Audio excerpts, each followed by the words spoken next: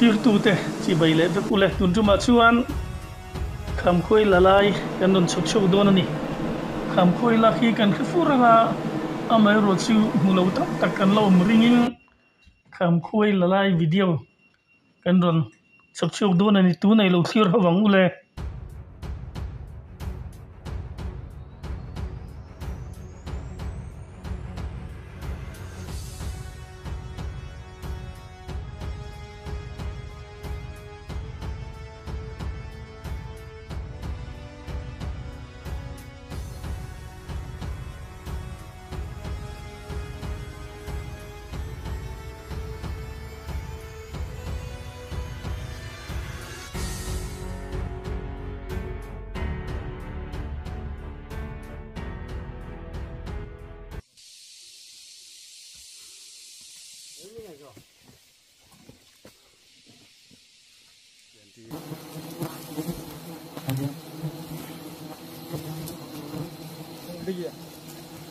mắc cái gì ạ? Mắc cành cây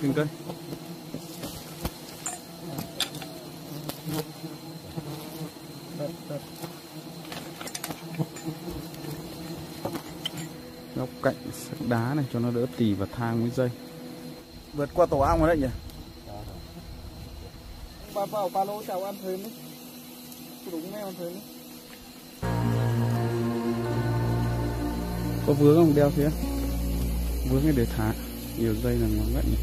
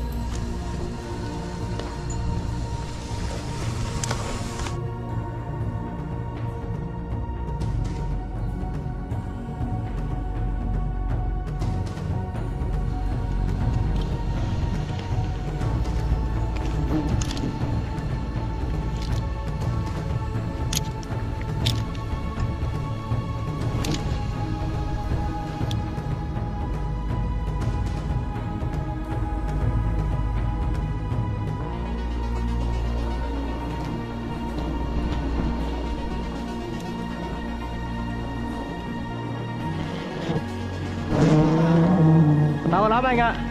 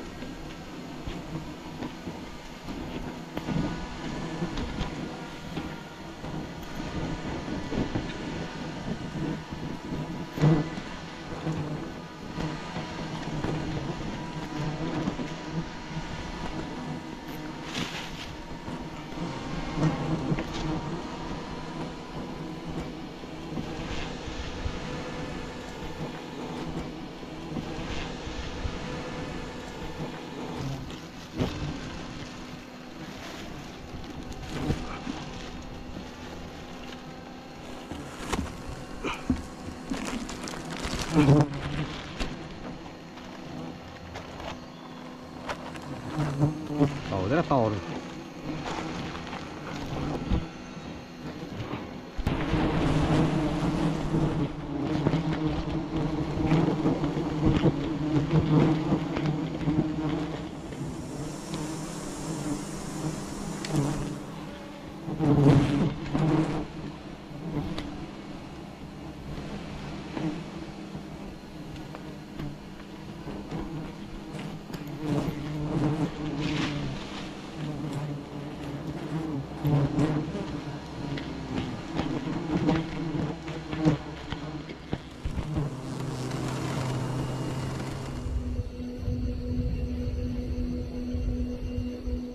Cái bầu rất to, nhưng không có que trọng,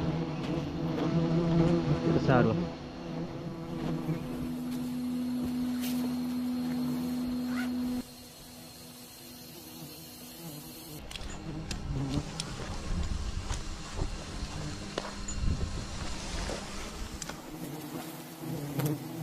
Ông này đi lấy hoa gần nhỉ, ngay trên đỉnh tổ nó có cây như này, nó đi cái là đến về tổ luôn. Thang.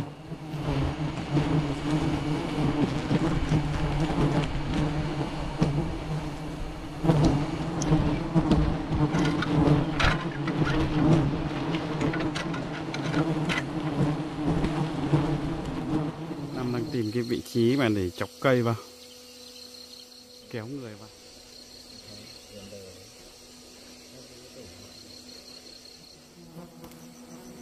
Em cầm chân giá nó phạt khảm phạt mấy.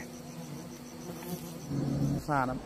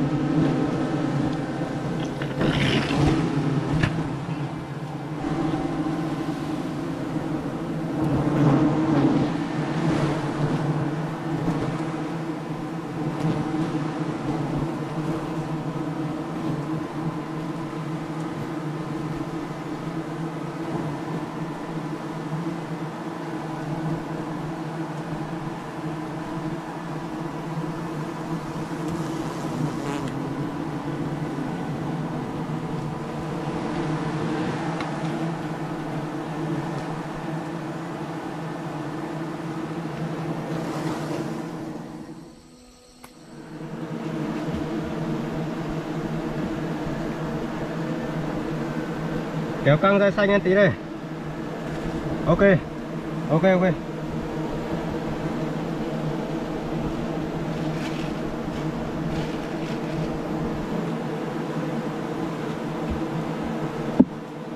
Bầu này rất là dày luôn anh em ạ. Đây phải dùng con dao 50 phân.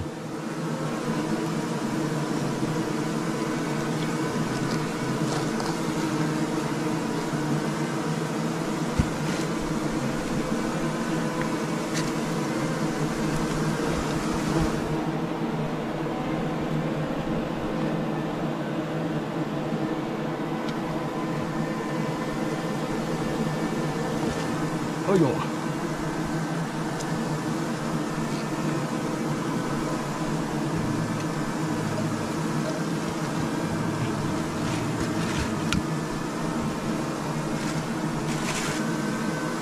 Kéo căng nhá. Ok.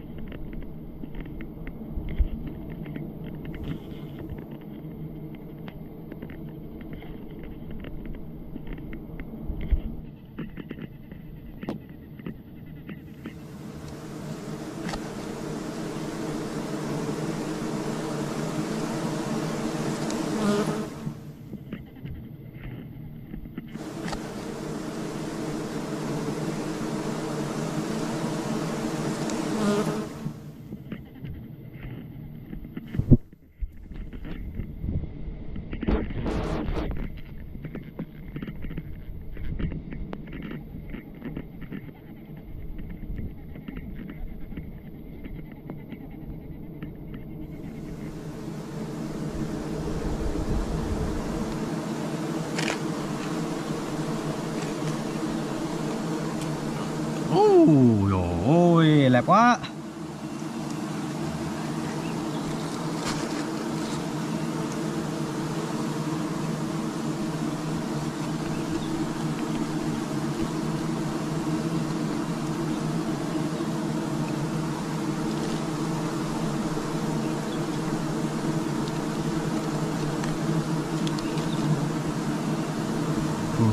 Từng bào một.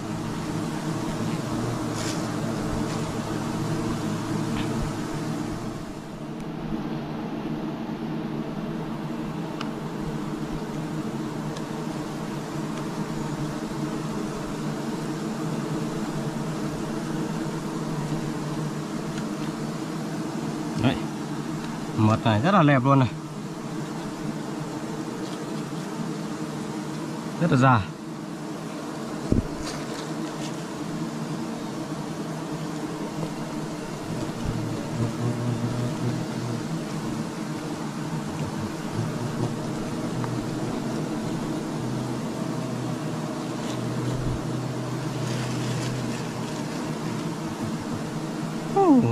Chảy hết rồi, chảy nhiều quá.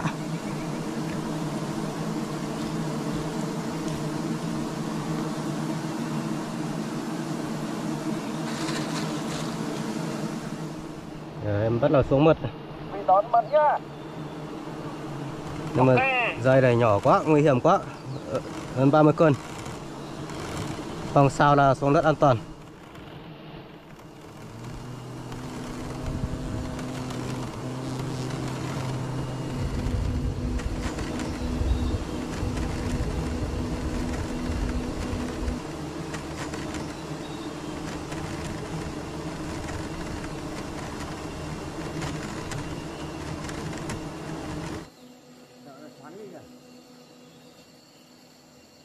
Hai sọt quay lô lôi.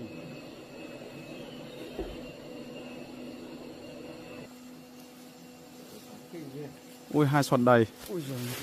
Cẩn thận nhá. Ui, một túi phải đỡ đi đấy. Rồi. Này, đỡ được.